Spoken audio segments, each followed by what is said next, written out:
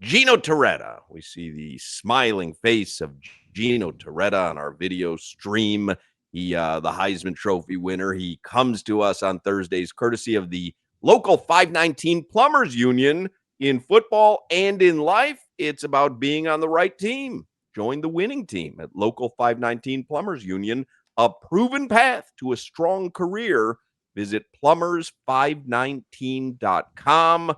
Gino will be on the call Saturday. Georgia and Auburn on Touchdown Radio.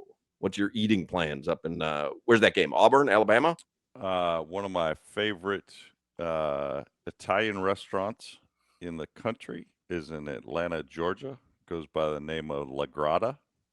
And it is, I will be heading there Friday evening to indulge in some veal toscana, the big pounded out veal chop with some arugula tossed on top. It's it's the best. Have you tried their spaghetti and meatballs?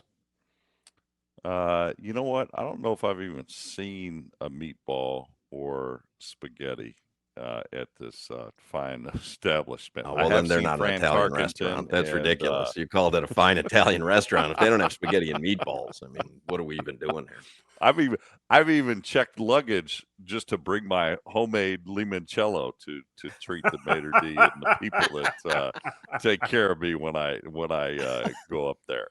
Yeah, Gino, stay in Atlanta because it's not much in Athens. You're not going to find fine Italian in Athens. Auburn. This one's in Auburn. Hey, Channing, I'll just tell you this much: if I do a game in Auburn or Athens, I'm staying in Atlanta. Hey, where is that? Gino, so the Canes, they had the nice win over FSU last weekend. They're on the bye this week. Carson Beck threw for 4 touchdowns. Could you make the case that UM should be ranked number 1 instead of number 2 in the nation right now? Yes. I don't think there's any question. I think that they've been tested as much, if not more than anybody. I think that some of the teams we thought were going to be very good coming into the season, we've seen their offensive line suck, like Texas or LSU. And if you look at UM, is just them big boys up front on offense.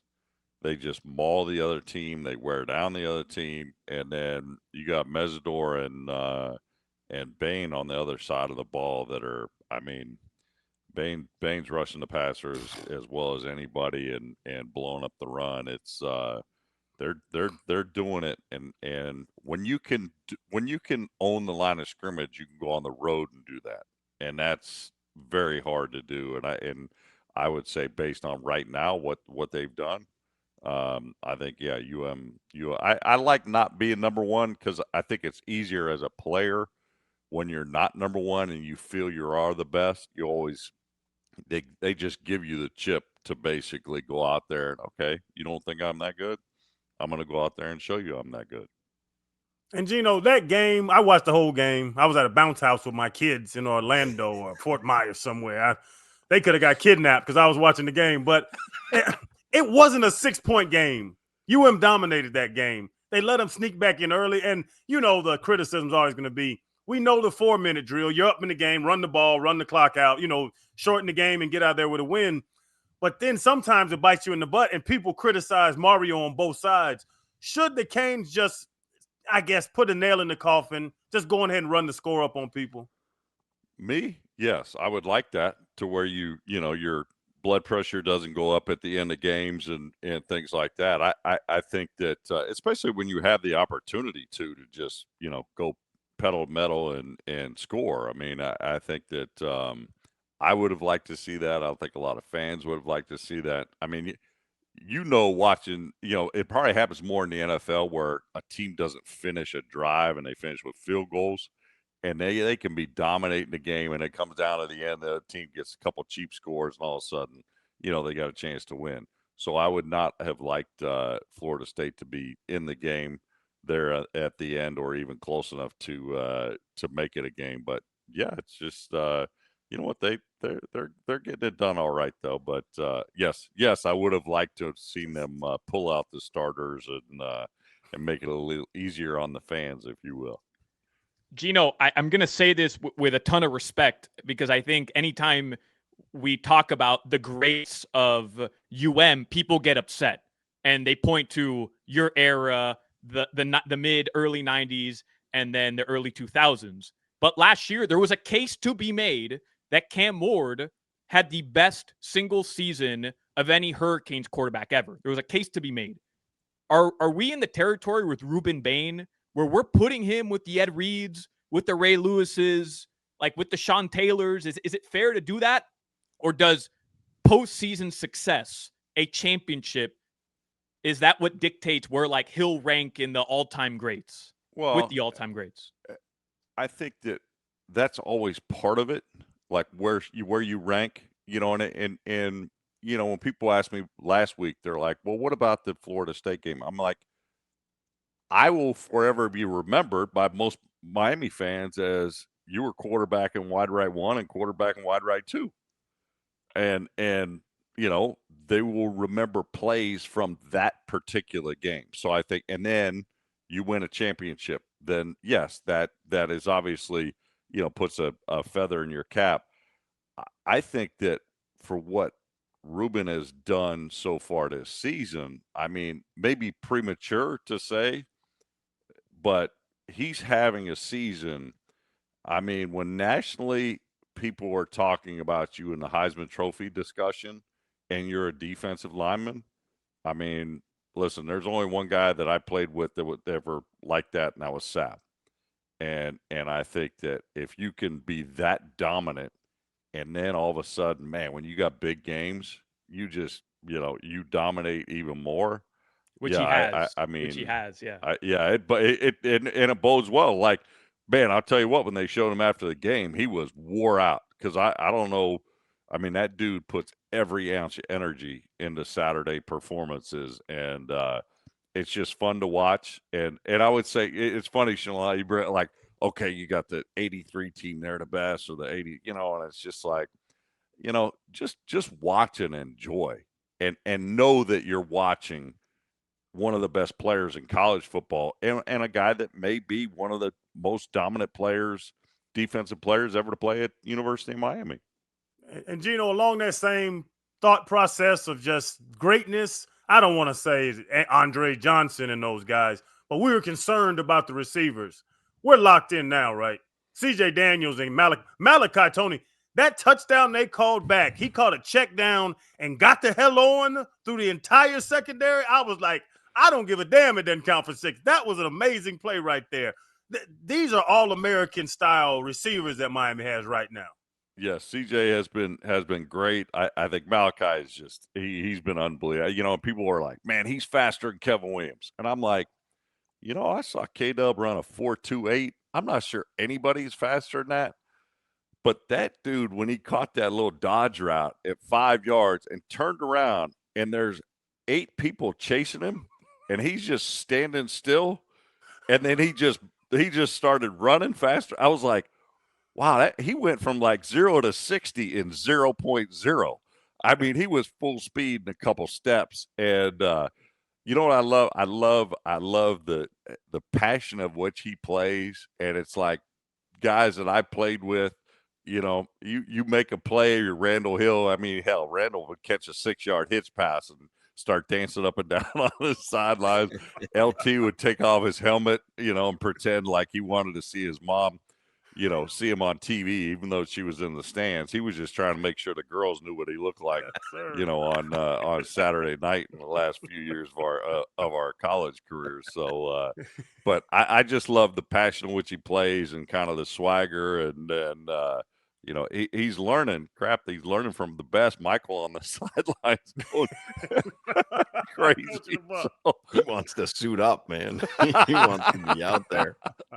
Hey, Gino, quickly before we run out of time, Bill Belichick, there's now a whole bunch of talk about UNC looking to get out of this. He might be looking to get out of it. They gave him a vote of confidence yesterday. They sent out a press release. They give him a vote of confidence. Florida's done that. You think Belichick, too, though, right? You think Belichick lasts the season? And do you think there's a second season for Belichick at UNC? I don't know. To me is when a team has to answer a bunch of questions that aren't about how they play or their opponent and how they're performing and how they're preparing for just the game, I think it wears on a team. And I think that they are so distracted as players that the preparation part of the game, it's almost more like, they're watching a Netflix reality show in the locker room and on the field every day. And I mean, James, but you good or bad. I mean, I'm sure, when you guys were having a horrible season, and I remember you said Cam wanted to go in the stands and watch the game in case he wasn't going to be on the sidelines. Like some of the story, like think about, like you're wasting your mental resources on just BS that have nothing to do with winning the game. And at some point they got to pull the plug. But I'm not so sure this isn't a situation where, listen, if you have not embraced that it's not enough to recruit a kid and say you're going to get a great degree from this institution, have a chance to win a championship. Okay, there's that. That was the recruiting pitch. When I came out, Channing came out, it was you get a degree from here, you get an education from here, you get a chance to win a championship, play in this conference. Okay, every kid now is, yeah, well, how much money does that come with? Mm-hmm. And that's what it is. And if you haven't embraced that, it seems to me like North Carolina didn't embrace it. Well, you're dead now, because you can't go play. You can't cut guys. You can't pay them. And it seems like whoever was in their personnel department, or as they're making the change, everything is changing so fast in college football. They didn't change fast enough. And for whatever reason, it comes down always to the guys that they're trotting out on the field. And they don't seem like they got a lot of talent. It doesn't matter. Vince Lombardi, we dug him up and put him on the sidelines. It don't matter who's coaching those guys. They just don't have a lot of talent. And Gino, I tell people this all the time. Coaching college is 30 times harder than coaching the NFL. You're a boss telling your employees what to do in the NFL. In college, you got to worry about guys getting suspended. You got to worry about trying to transition these kids. You got to worry about parents calling. You got to worry about so much more. And the NFL is football. In college, you got to worry about these kids' lives and try to get a football team ready to go. There are a ton of distractions, and it's like, it's why Saban, trust the process. Like, just bring it down to one game at a time, and I think that they're at a point at right now where there are so many things going on. I mean, for God's sake, the jokes are pretty good, though. I mean, Brad Johnson's kid, the quarterback, is, Brad and I played together in Minnesota. They're the same age. He's the same age as Belichick's girlfriend. I mean, I can't imagine. I seriously, I still can't imagine when I was at Miami, like, seeing Dennis Erickson's wife on the sideline, or the other coaches, like, that's such a new, like, just strange thing to me. Like, man, when you're in the locker room, you don't want to worry about anything else. When you're on the field, you just want to go out there. You're not doing this for anybody other than the dudes in the locker room and that coaching staff. And it's just like, when you have all that other stuff, you're like, who is this person? Like, who is that? It's Cheney. I did the UCLA Penn State game, greatest game in college football last weekend. Crazy, 4 touchdown underdog wins. I go over to the UCLA facility Friday. They can't bring 11 guys out on a special team, like walkthrough. Like they were in disarray. Fired the offensive coordinator that week. I go in the football facility. Guy starts talking. He's friends with Jesse Armstead. Okay, well, and their football ops guy was here at Miami, and I said, "Hey, who's that?" "Oh, that's Nico's agent." The agents of the players cruise. Like, I'm like, in the NFL, was your agent just cruising the locker room? Hell no, you don't even allow world, that, man. Like, I so many things are just foreign to me, and it's just like, I just kind of shake my head. I'm like, wow, I guess I'm that old. Different world around us. Yep. Totally different world.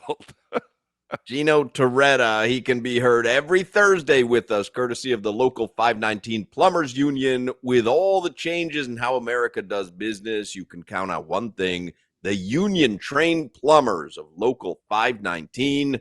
Join a winning team today with local 519 Plumbers Union, a proven path to a strong career. Visit plumbers519.com. Thank you as always, Gino. I hope you get as good a game as you had last weekend at UCLA. That was a shocker. It was crazy. I hope I get some sleep. I took the red eye back from Vegas last night, so I'm too old that I used to do it as a kid. This isn't wearing on me right now. A little bit more. That red eye gives you a long day, though. Red eye gives me a long day. Yeah, it gives me a long day that I could take a nap. Gino, do you play the slots inside the actual terminal? Because they always get me there. Absolutely not. Absolutely not. Are you a gambler? I lost like $300 playing 3-card poker, but this is my gambling of 3-card poker. There's like 4 bets. I put 4 bets down, and I never even look at the cards. And I just hope like one of them comes out as a straight, and I get like 6-1 or 50. So you're just trying to hit the progressive. You don't care about that. Listen, anything but hitting a big old jackpot. I'm just trying to get a free beer, and it cost me a few $100. I mean, that's kind of how it works. Got to slow play them. Slow play, penny slots. I don't seriously, JD. You don't get a headache on those new slot machines. There's like the LCD and the ding, ding, ding, all kinds of crazy noises. I mean, it's too much for my brain to wrap around. Yeah, but the tequila and vodka usually slow it down for me. Ding, ding, ding, ding, ding. Senses. I need 3 rows with bars and cherries and lemons. They got people running around. I'll tell you what, if you're having what's going on? If you're having tequila and vodka and then jumping on a red eye, you're really not feeling good the next morning. It takes 3 days to recover. All right, we'll see you next week, Gino. Yep. There you go. Gino Torretta, the Heisman Trophy winner. Do not go anywhere. We have more stuff to come here on the Hockman, Crowder, and Solana program.